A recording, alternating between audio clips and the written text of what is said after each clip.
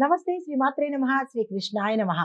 July నెల 27, 2025 ఆదివారం నాటి దిన ఫలితాలలో ఆదివారం ప్రత్యేకంగా సూర్య భగవానుడి రోజు కాబట్టి ఈ రోజు ఆయన యొక్క ఫలితాలు ఎలా ఉంటున్నాయంటే అధికార వ్యవహారాలు, తరువాత కుటుంబ గౌరవము, తండ్రికి సంబంధించినటువంటి విషయాలలో ఎక్కువ ప్రభావితం జరుగుతూ ఉంటుంది.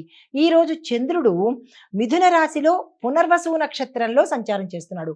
అయితే ఈ యొక్క ఫలితాలు ఎలా ఉండబోతున్నాయి? ఈ 12 రాశుల మీద ఒకే రకంగా ఉంటాయా? వేర్వేరుగా ఉంటాయా? అనే అంశంలో ముందుగా మేషరాశి చూసినట్టయితే మేషరాశి వారి యొక్క ఫలితాలు ముఖ్యమైన నిర్ణయాలు ఈ రోజు తప్పనిసరిగా తీసేసుకోండి. చాలా సక్సెస్ అయ్యే అవకాశాలు ఉన్నాయి. అయితే స్నేహితులతో మీకు విభేదాలు వచ్చే అవకాశం కనబడుతోంది. ఈ విషయంలో జాగ్రత్తలు తీసుకోండి. తరువాత హస్తకళల వృత్తుల వారికి చాలా బాగుంటుంది ఈరోజు. లాభాలు రావడం కానీ, కొత్త క్లయింట్స్ కానీ వచ్చే అవకాశం ఉంది. ఆరోగ్యపరంగా ఎటువంటి అనారోగ్య సూచనలు మొత్తంగా ఎవరికీ కనిపించడం లేదు. అయితే పరిహారంగా సూర్యుడి అష్టకం చదవడంతో పాటు ఎర్రని బెల్లాన్ని నివేదన చేసినట్టయితే మంచి ఫలితాలు పొందుతారు. నమస్తే. తదుపరి రాశి వృషభ రాశి. ఈ రాశి వారి యొక్క ఫలితాలు కుటుంబంలో ప్రశాంతత, ఆర్థిక వ్యవహారాల్లో ఒక స్పష్టత, విద్యార్థులకు అనుకూలమైన సమాచారం అందడము, వివాహ సంబంధాలు కుదిరే అవకాశాలు కనబడుతున్నాయి.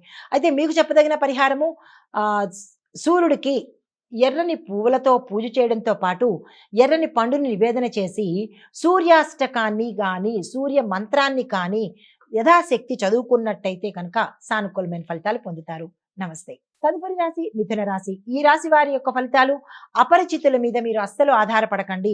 ఇబ్బంది పాలు చేయడం కానీ లేదా మోసపోవడం కానీ జరిగే అవకాశాలు ఈ రోజు చాలా ఎక్కువ కనబడుతున్నాయి. ప్రతి రంగంలో ఉన్న వాళ్ళు ఏదో ఒక అంశంలో మోసపోయేందుకు సూచనలు కనబడుతున్నాయి.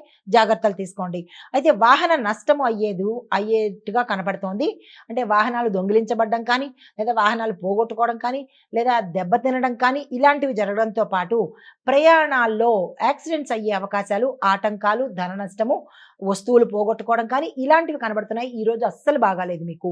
జీవిత భాగస్వామితో ఇబ్బందులు కలగడము, కుటుంబ పరంగా నష్టం కలగడము ఇలాంటివి కనబడుతున్నాయి. మానసికంగా ఇబ్బందులు కలుగుతున్నాయి. ఓవరాల్గా చెప్పాలంటే ఈ రోజు మిథున రాశి వారికి అస్సలు బాలేదు కాబట్టి జాగ్రత్తలు తీసుకునే ప్రయత్నం చేసుకోండి. మీకు చెప్పదగిన పరిహారము ఆదిత్య హృదయాన్ని పఠించడంతో పాటు శివాలయంలో పాలను అభిషేకం చేయడం కానీ లేదా మీ ఇంట్లో పాలతో అభిషేకం చేసుకున్నా కానీ సానుకూలమైన ఫలితాలు పొందుతారు. నమస్తే.